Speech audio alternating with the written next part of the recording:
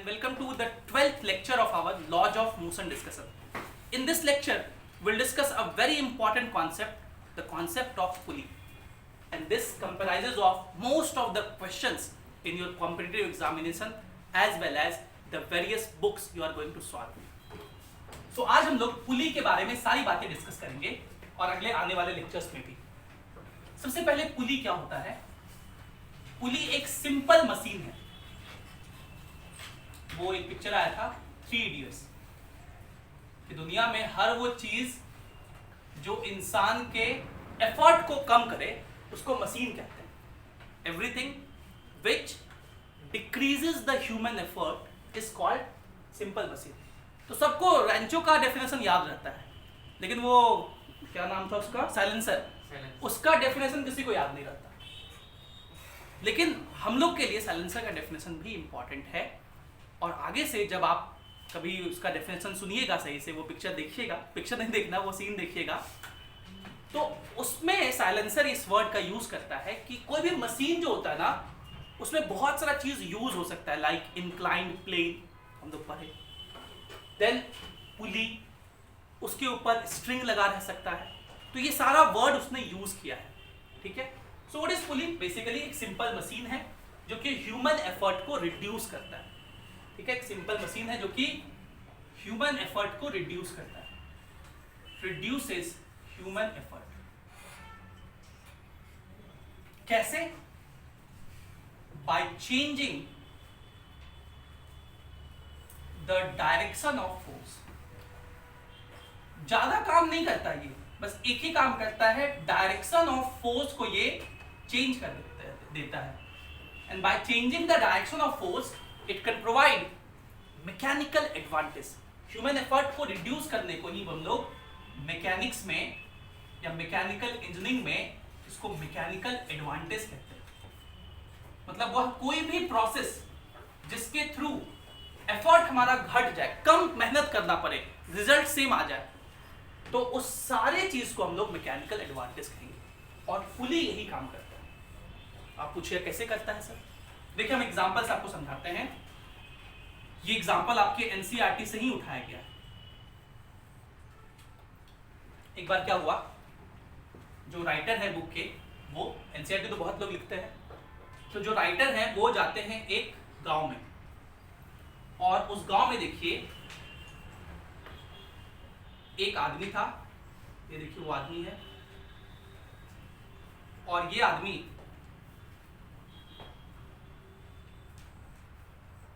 कुएं से एक बकेट को ऊपर खींच रहा है रस्सी की मदद से, स्ट्रिंग की मदद से. इस ऑब्जेक्ट का मास मान लेते हैं 5 केजी है, और ये जब इसको ऊपर खींच रहा है तो ये एक्सलेशन कितने से खींच रहा है?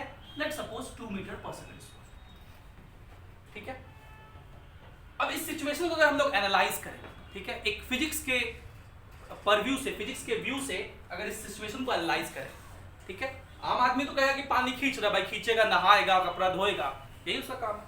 लेकिन फिजिक्स वाले लोग क्या देखेंगे भाई? लोग क्या देखेंगे कि अच्छा ये 5 केजी का ब्लॉक है, लोग 3 ठो फोर्स पर हैं, एक ठो mg लगा दीजिए, इस पर mg लगा देंगे, नीचे की तरफ कितना? 50 न्यूटन. दूसरा नॉर्मल का तब लगता है जब किसी सरफेस से कांटेक्ट हो, ठीक है, इसका किसी सरफेस से कांटेक्ट नहीं, इससे भी कांटेक्ट नहीं है. तीसरा टेंशन धागे में लगता है, यहाँ टेंशन लगाएंगे ब्लॉक से दूर धागे की तरफ. ठीक है.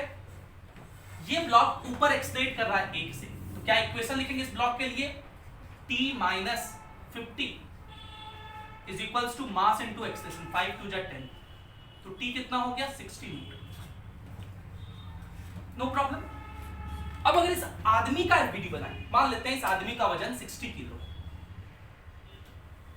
यह आदमी तो रुका हुआ है, ऐसा नहीं कि आदमी नीचे गिर गया या हवा में उड़ रहा है, ऐसा तो कुछ नहीं है. इस आदमी को रुके रहना है, ऐसा नहीं कि यह आदमी वेल में, कुआं में कूद जाए, गिर जाए, तो दिक्कत ही हो जाएगा भाई, पानी ही नहीं आएगा. इस आदमी को मुझे रुके रहना है, और यह आदमी काम कर रहा है, एफर्ट लगा रहा है, और सिर्फ इस पानी को खींचना ही उसका एफर्ट नहीं है, एक और एफर्ट लगा रहा है ये मैन, जो कि लोगों को दिखता नहीं है. अगर हम लोग फिजिक्स के स्टूडेंट हैं तो हम लोग को वो भी चीज देखना है. देखिए इस आदमी का एक और एफर्ट देखिए. इस आदमी का एफपीडी बनाए तो फिर से हम लोग को याद आएगा, दुनिया में 3 फोर्स हम लोग पढ़े हैं, एक तो इसका वेट mg नीचे लगा देंगे 600 न्यूटन। दूसरा, ये सरफेस इस पे नॉर्मल लगाएगा n, ये फ्लोर इस पे नॉर्मल लगाएगा इस मैन पे। और तीसरा, ये मैन धागे को ऊपर खींच रहा है, धागा मैन को किधर खींचेगा, नीचे। और ये क्योंकि मैन रुका हुआ है तो जितना फोर्स ऊपर उतना ही फोर्स नीचे। सो n का वैल्यू कितना होगा, t प्लस 600। तो t का वैल्यू 60 हो गया, तो ये कितना हो गया 660 Newton. And what is this n? This is normal on man by floor. But we know that from Newton's third law of motion that for every action there is an equal and opposite reaction. मतलब अगर ये floor इस man पर n लगा रहा है 600 के बराबर, 660 के बराबर, तो ये मैन भी इस फ्लोर पर उतना ही फोर्स लगा रहा होगा। So therefore force by man on floor कितना होगा 660। और ये भी एक एफर्ट है जो मैन लगा रहा है अपने आप को यहां रुके रहने के लिए, ठीक है। उस जमीन पर वो फोर्स लगा रहा है 660 न्यूटन। और पुली के हेल्प से इस एफर्ट को हम लोग कम कर सकते हैं। अब बोलेगा सर इस एफर्ट को कम करने का कोई फायदा है क्या? बिल्कुल है। इस एफर्ट को, ये जो 660 न्यूटन का एफर्ट है, इसको कम करने से उस इंसान को बहुत इजी फील होगा इस ब्लॉक को खींचने में। Why? Because अभी जो इस मैन पर टेंशन लग रहा है वो नीचे लग रहा है। इस मैन पर टेंशन किधर लग रहा है, नीचे। 5 केजी के जगह अगर वो 50 केजी का बाल्टी उठाना शुरू कर दे तो हो सकता है ये आदमी गिर जाए, उतना एफर्ट लगा ही नहीं पा रहा। लेकिन अगर हम लोग एक सिंपल मशीन का इस्तेमाल करें, पुली का, सो इट डजंट मैटर वो कितना केजी का ऑब्जेक्ट उठा रहा है, आराम से वो खींच पाएगा। क्योंकि ये जो नॉर्मल है ना, फ्लोर की वजह से ये घट जाएगा। इस पर जो टेंशन लग रहा होगा मैन पे का टेंशन, उसका डायरेक्शन हम लोग रिवर्स कर देंगे। देखिए ध्यान से। अब मैंने क्या किया, मतलब उस राइटर ने क्या किया, इस मैन से कहा कि भाई तुम इतना मेहनत क्यों करते हो, हम लोग फिजिक्स वाले हैं, हम लोग कामचोरी सिखाते हैं फिजिक्स के हेल्प से, तो देखो तुम भी कामचोर बनो। मतलब कि ठीक है सर बन जाएंगे, लेकिन कैसे बनेंगे? तो देखो तुमको एक मशीन देते हैं, ये धागा पकड़ो, इधर में एक पुली लगाया और इस पुली को सीलिंग से टांग दिया और ये धागा यू करके पास खड़ा दिया और ये ब्लॉक लगा दिया 5 केजी का। ये आदमी बोला कि क्या कर रहे हैं भाई, हो सकता है ये ब्लॉक कम एक्सेलरेशन से एक्सेलरेट करे। बोला नहीं नहीं बिल्कुल उतना सही करेगा, टेंशन मत लो। एक्सेलरेशन अभी भी कितना रहेगा जितना पहले था, 2 मीटर पर सेकंड स्क्वायर। तुम खींचो ना इसको, लेकिन अब तुमको एफर्ट कम लगाना पड़ेगा। चलिए देखिए अब इसका एफबीडी बनाएं, अब इस सिचुएशन को एनालाइज करें। तो इस ब्लॉक का वेट 50 न्यूटन नीचे लगेगा, यहां टेंशन टी ऊपर लगेगा। अब ये धागा इसके ऊपर पास हो रहा है, तो अगर इस मैन का एफबीडी बनाओगे तो देखो अब धागा में टेंशन ऊपर दिखाएंगे, मतलब मैन पे टेंशन ऊपर दिखाएंगे। व्हाई? क्योंकि मैन इस रोप को किधर खींच रहा है, नीचे। मैन रोप को नीचे खींच रहा है, मतलब मैन रोप पर फोर्स नीचे लगा रहा है। सो रोप मैन पर फोर्स ऊपर लगाएगा, ये टेंशन ऊपर होगा। बाकी इस मैन का वेट 60 न्यूटन, मतलब 600 न्यूटन नीचे लगेगा, 60 किलो का मैन है, और इस मैन पे नॉर्मल ऊपर लगेगा। इस ब्लॉक के लिए फिर से इक्वेशन लिखिए। ये ब्लॉक ऊपर जा रहा है ना, तो क्या लिखेंगे, t - 50 is equals to mass into acceleration, 5 to 10। देखिए टेंशन का वैल्यू अभी चेंज नहीं किया, 7 ही न्यूटन है। देखिए tension in the string same है, but what happened is because of this pulley the force acting on the man, ये जो टेंशन नीचे लग रहा था अब किधर लगने लगा, ऊपर लगने लगा। तो फोर्स का डायरेक्शन रिवर्स हो गया। Because of that there will be mechanical advantage. इस नॉर्मल को हम एंडास कहते हैं, ये नया वाला नॉर्मल है। ये मैन रुका हुआ है, जितना फोर्स ऊपर उतना ही फोर्स नीचे। ऊपर कितना फोर्स है, एन डैश प्लस टी, और नीचे कितना है 600। तो एन डैश का वैल्यू कितना हो जाएगा, 600 माइनस टी, मतलब 540 न्यूटन। देखिए पहले से कम एफर्ट लगाना पड़ रहा है, पहले 660 न्यूटन लगाना था, अब 540 न्यूटन। 120 न्यूटन ये फोर्स घट गया, 120 न्यूटन से डिक्रीमेंट हो गया। इनफैक्ट अगर मैं कहूं कि इस 5 केजी की जगह 50 केजी कर दीजिए तो और टेंशन ज्यादा लगेगा, मतलब इस मैन पे और नीचे फोर्स ज्यादा लगेगा, और ज्यादा एफर्ट लगाना पड़ता। लेकिन यहां देखिए अगर 50 केजी कर दें तो टेंशन बढ़ेगा, ये टेंशन जितना बढ़ेगा इस आदमी को और उतना आसानी होगा, इस आदमी को और उतना आसानी होगी। क्योंकि देखिए नॉर्मल प्लस एक टेंशन मिलके 600 लगना है, तो टेंशन अगर बढ़ गया तो टेंशन में जाके माइनस ही ना होना है, तो एन डैश का वैल्यू और घटेगा, इसको कम एफर्ट लगाना पड़ेगा। अब इतना नहीं कि बहुत भारी से लगा दिया आदमी कम का है लटकने लगेगा, ठीक है, वैसा भी नहीं करना है। So this will be the situation. So what is pulley? Pulley is a simple machine, एक बहुत सिंपल सा मशीन है, इसके ऊपर धागा पास करवाते हैं, and what it does, it reduces the human effort, human के एफर्ट को रिड्यूस करता है। और कैसे रिड्यूस करता है? Bye changing the direction of force, direction of force को चेंज करके ये ऐसा काम कर सकता है, और इस बात को हम लोग मैकेनिकल एडवांटेज कहते हैं। So you can also right the pulley provides mechanical advantage, मतलब रिड्यूसेस ह्यूमन एफर्ट।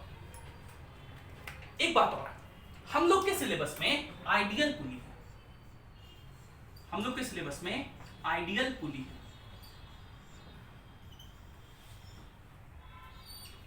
हालांकि कुछ लोग रोटेशन में नॉन आइडियल पुली भी पढ़ाते हैं, लेकिन कंप्लीटली नॉन आइडियल नहीं।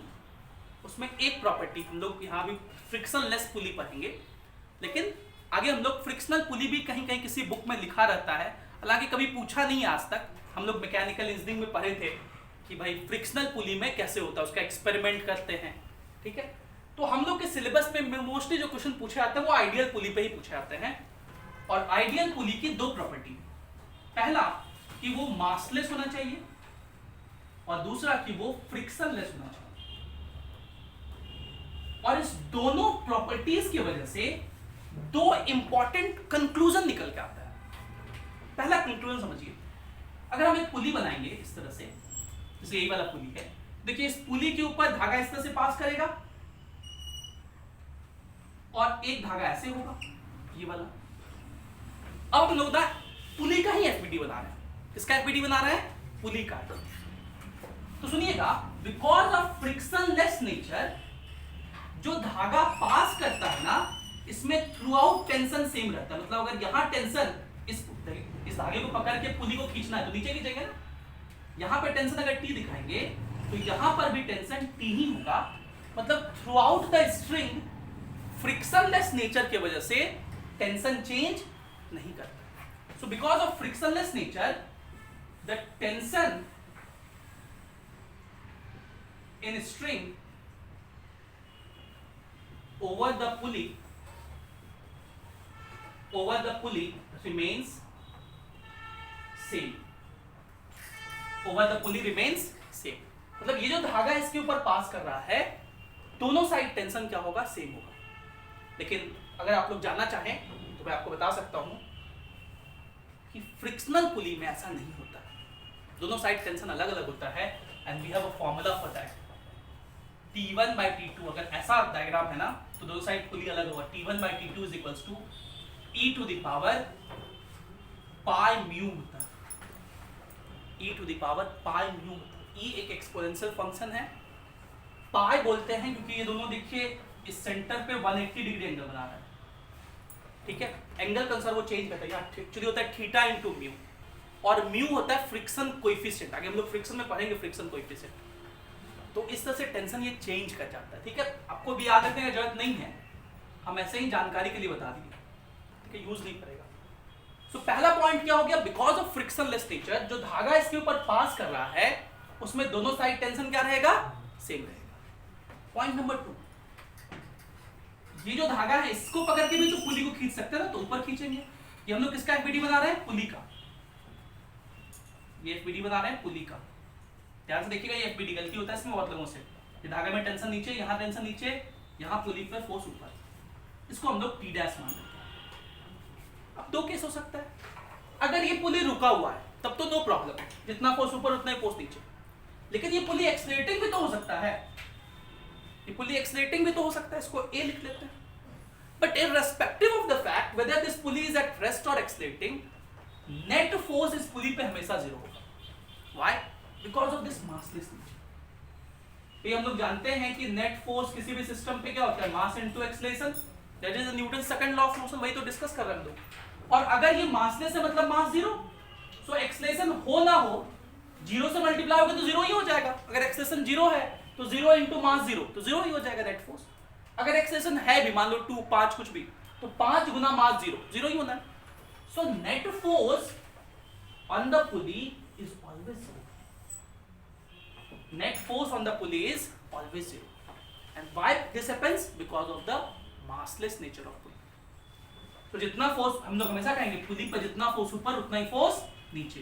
तो ऊपर फोर्स है T डैश, नीचे है T प्लस T 2T, तो T dash is equals to 2T। तो आप चाहें तो ये 2 पॉइंट इंपॉर्टेंट लिख सकते हैं।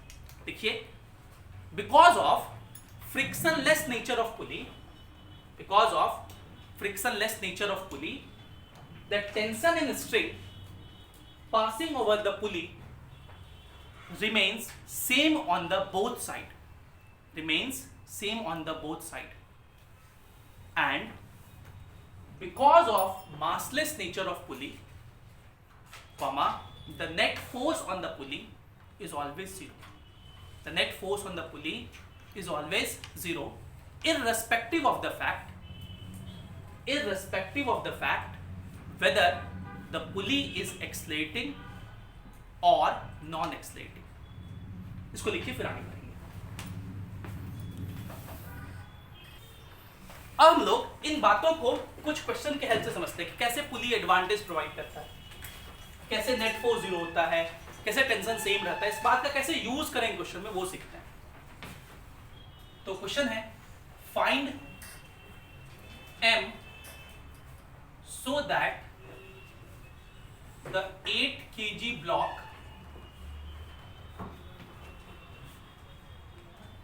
will remain at rest। ठीक है, आपको m की वैल्यू निकालनी है ताकि 8 kg का ब्लॉक रुका रहे। और मैं आपको कुछ केसेस दे रहा हूं। पहला केस में देखिए, मैंने एक ही पुली का इस्तेमाल किया है। इसके ऊपर से एक धागा पास कर रहा है, इधर ये M है और इधर ये कोशिश करना नहीं सीधा बने, ये थोड़ा सा मेरा टेढ़ा बन गया है। ये कोशिश करना एकदम सीधा लाइन बने। और ये 8 kg का ब्लॉक है।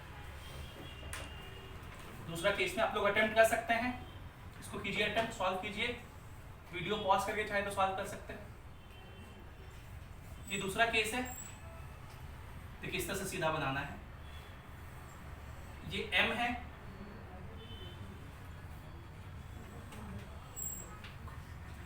इस बार मैंने 2 पुली का इस्तेमाल किया।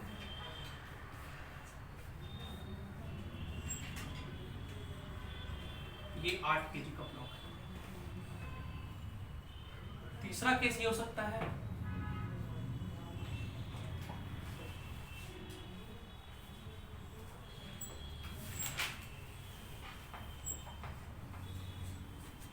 ये M मास का ब्लॉक हो गया, ये एक पुली, ये अगला पुली,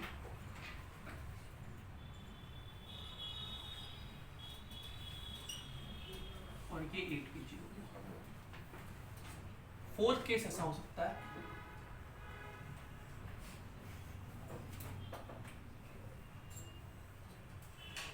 ये पुली, ये M मास का ब्लॉक,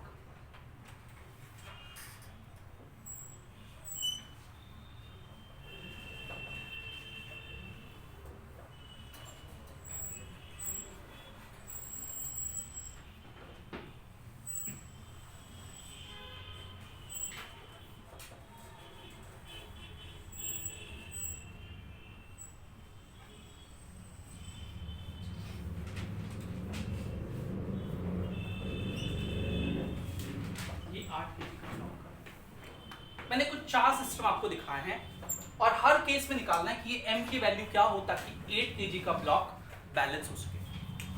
सबसे पहले आप क्या कीजिए, इस ब्लॉक का एफबीडी बनाइए। इसका वेट 80 न्यूटन नीचे लगेगा। इस धागे में टेंशन TSL रहेगा। ये सेम धागा है, देखो पुली से पास कर रहा है, सेम धागे में टेंशन सेम रहता है, सेम स्ट्रिंग में टेंशन सेम रहता है, तो ये पूरा टेंशन सेम रहेगा, यही T रहेगा। इस ब्लॉक पर भी टेंशन T ऊपर रहेगा और इस ब्लॉक का वेट mg नीचे रहेगा। ये सिस्टम तो रुका हुआ है, ये सिस्टम रुका हुआ है मतलब ये 8 kg का ब्लॉक भी रुका हुआ है, m kg का भी ब्लॉक रुका हुआ है। तो ये mkg का ब्लॉक अगर रुका हुआ है तो जितना फोर्स ऊपर उतना ही फोर्स नीचे, तो t का वैल्यू क्या लिखेंगे mg, और ये ब्लॉक भी रुका हुआ, जितना फोर्स ऊपर उतना ही फोर्स नीचे, मतलब t का वैल्यू 80, 80 लिख दिए, g का वैल्यू 10, तो m का वैल्यू 8 kg। मतलब इस 8 kg को रोकने के लिए मुझे इधर साइड भी 8 kg ही रखना पड़ेगा, तभी ऐसा होगा। अच्छा, इसमें चलते हैं। अब देखिए यहाँ पे 3-3 धागा है, यहाँ पे ये वाला धागा जो है वो इंपॉर्टेंट नहीं रखता है, सीलिंग से जो बंद होगा, लेकिन यहाँ पे 3-3 धागा देखिए, ये वाला इसका तो इंपॉर्टेंस नहीं है, एक ये लंबा सा जो दिख रहा है, दूसरा ये। आप किसी भी धागे से टेंशन लेना शुरू कर सकते हैं, लेकिन अभी मैं आपको आसानी के लिए कह रहा हूं कि आप जो सबसे लंबा धागा दिखे ना उससे टेंशन लो, ठीक है। वैसे अगले आते आते मैं ये बता दूंगा किसी में भी टेंशन ले सकते हैं, बात बराबर है, लेकिन अभी आसानी के लिए समझने में ज्यादा आसान हो, क्योंकि अभी आप शुरुआती लेक्चर कर रहे हो। पहला 2-3 क्वेश्चन में आप जो लंबा धागा दिखे उसमें टेंशन बनाओ, ठीक है। तो सबसे लंबा धागा ये वाला है, इससे हम लोग शुरू करते हैं। देखिए यहाँ टेंशन T ऊपर और इसका वेट mg नीचे। अब देखिए यही धागा यूं करके पास कर रहा है ना थ्रू आउट, तो सब जगह टेंशन सेम रहेगा। इस पुली का एफबीडी बना लेते हैं, तो इस पुली पर टेंशन T ऐसा लगेगा। देखिए पुली को आप ब्लॉक ऐसा ट्रीट कीजिए, तो ब्लॉक से दूर धागे की तरफ, यहाँ टेंशन T इधर। और हम लोग जानते हैं कि किसी पुली पर नेट फोर्स 0 होता है, तो इस पुली पर देखिए नेट फोर्स 2T ऊपर लग रहा है, तो नीचे भी कितना लगेगा 2T, ताकि इस ब्लॉक पर, इस पुली पर नेट फोर्स 0 मेंटेन रहे, क्योंकि पुली मासलेस होता है, नेट फोर्स 0 होता है, तो जितना फोर्स ऊपर उतना ही फोर्स नीचे, तो 2T ऊपर 2T नीचे। अब ये सेम धागा है, इसमें टेंशन सेम होगा, तो इस ब्लॉक पर टेंशन 2T ऊपर लगाएंगे। देखिए यहां भी गलती होता है, बहुत लोग गलती करते हैं बार बार, पहले ध्यान से देखिए, एफबीडी सही से बनाना है। ये जो 2T मैंने दिखाया ना नीचे, ये इस पुली पर लग रहा है, ब्लॉक पर नहीं, मतलब इस धागे की वजह से इस पुली पर टेंशन 2T नीचे लग रहा है। अब ये सेम धागा है, इस ब्लॉक पर टेंशन 2T लगेगा, लेकिन किधर लगेगा, ऊपर, ब्लॉक से दूर धागे की तरफ। तो बच्चा लोग क्या कहते हैं, आधा ये एक ही बनाया दूसरा बनाया नहीं, ये गलत है, क्योंकि आगे यूज पड़ेगा उसका। ये 2T ऊपर, इसका वेट 80 न्यूटन नीचे, ठीक है। तो ये सिस्टम रुका हुआ है, तो जितना फोर्स ऊपर उतना ही फोर्स नीचे, तो T is equals to mg, और यहाँ क्या लिखेंगे 2T इज इक्वल्स टू 80, तो T इज इक्वल्स टू 40, तो m इज इक्वल्स टू क्या हो जाएगा 4 kg। See, this is the mechanical advantage I was talking about. This time you can balance this 8 kg with the help of a mass of 4 kg only. This is how the pulley arrangement, pulley block system arrangement can provide you mechanical advantage. फिर चलिए यहाँ चलते हैं, फिर से समझिए, जितनी बातें मैंने यहाँ कराई फिर से मैं समझा रहा हूँ। देखिए सबसे लंबा धागा तो ये वाला दिख रहा है, यहाँ पे टेंशन T ऊपर, सेम धागा है, देखिए इस पुली पर टेंशन T ऊपर दिखाएंगे, इस पुली पर भी टेंशन T ऊपर दिखाएंगे, यहाँ टेंशन 2T नीचे होगा, क्योंकि पुली पर नेट फोर्स 0 रखना है, जितना फोर्स ऊपर उतना ही फोर्स नीचे। सेम धागा, यहाँ पर टेंशन 2T ऊपर, ये धागा यहाँ पास किया, यहाँ से पास करते हुए यहाँ आया, इस वाले धागे में टेंशन कितना है T है, तो यहाँ पर टेंशन T ऊपर। धागा ध्यान से देखना है, देखिए ये वाला धागा सेम है, टेंशन देखिए T, यहाँ TT, तो इस वाले धागे में 2T हो गया, क्योंकि ये धागा अलग था। एफबीडी बताइए, इसका वेट mg नीचे और ये 80 न्यूटन नीचे, तो यहाँ से T is equals to mg, क्योंकि ब्लॉक रुका हुआ है, और यहाँ से 3T इज इक्वल्स टू 80, तो T इज इक्वल्स टू 80/3, तो G से 10 से ये कट गया, तो m इज इक्वल्स टू 8/3, तो 2.67 kg। Now this time you can balance the same 8 kg block with the help of 2.67 kg block. Another mechanical advantage. इससे भी ज्यादा इफेक्टिव सिस्टम ये है।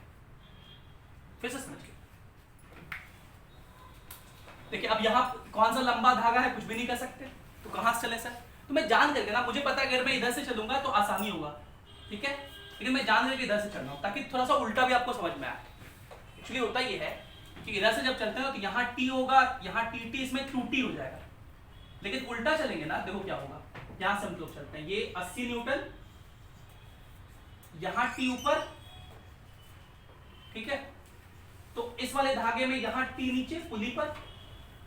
अब हम लोग जानते हैं कि इस धागे में जो भी टेंशन होगा इस धागे में वही होगा, क्योंकि सेम धागा है ना, और ऊपर ऊपर होगा दोनों, अब ये तो टेंशन कितना होगा ताकि इसको बैलेंस कर ले, तो हम लोग जानते हैं जितना फोर्स ऊपर उतना ही फोर्स नीचे।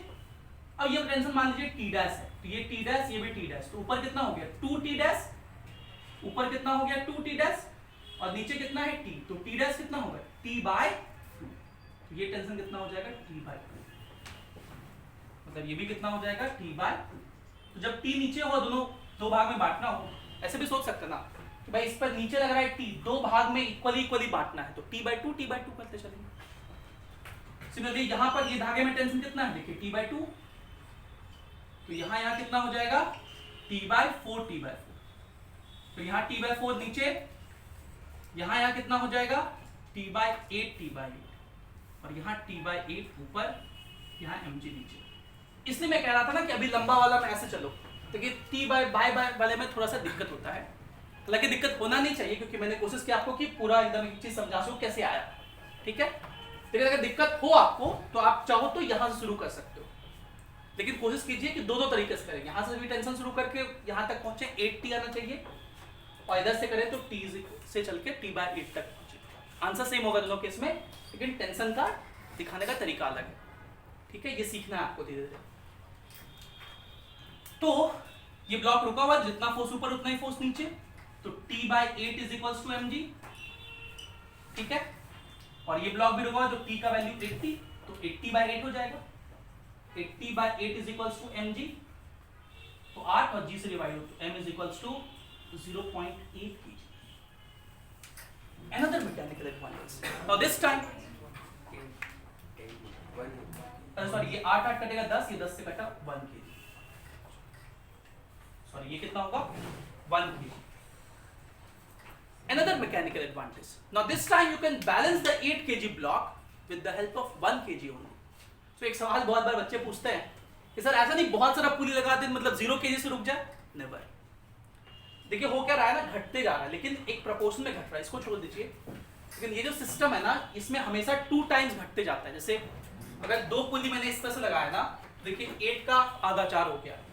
अगर मैंने इस तरह से 4 पुली लगाया ना, ठीक है, तो 2 टाइम्स घटते जाएगा। 4 पुली है ना, इसमें 2 में 4 हुआ था, ठीक है, तो 2 दूनी 4, 4 है तो 4 दूनी 8, इसलिए 8/8 1 हुआ था। तो कितना भी लगा दो तो डिवाइड होना है, तो ऐसा थोड़ी कि 8 में कुछ डिवाइड करने से वो 0 हो जाएगा। कितना भी पुली लगा दो 0 थोड़ी होगा, कम होते जाएगा जरूर। और ज्यादा पुली लगा देंगे, 16 पुली लगा देंगे तो और कम हो जाएगा, बहुत टाइम्स कम हो जाएगा, ठीक है, 0 पॉइंट समथिंग होते जाएगा। लेकिन ऐसा नहीं है कि वो 0 हो जाए, ऐसा थोड़ी कभी नहीं होगा कि कुछ भी मास नहीं रखे और इधर वो बैलेंस कर ले। कुछ ना कुछ रखना पड़ेगा, कम भले हो जाए, ठीक है। So we discuss only one thing. What is pulley? A simple machine which reduces human effort and hence provides mechanical advantage by changing the direction of force. And we discussed how it provides mechanical advantage. And we discussed that in our syllabus the most important point is ideal pulley. And what is an ideal pulley?